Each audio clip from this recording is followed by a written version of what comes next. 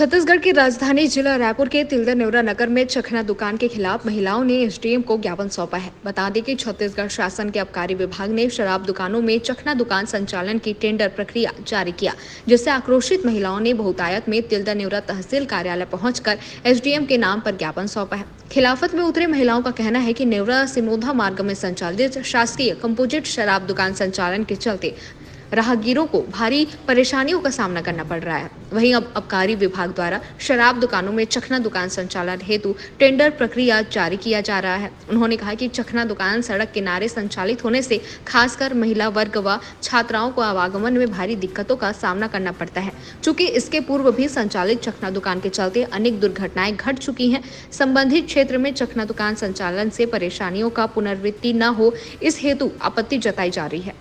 तिलदा नेवरा से अजय नेताम की report.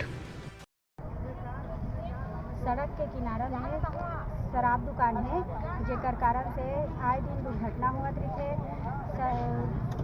School के लड़का मन छेड़खानी शिकार हुए थे।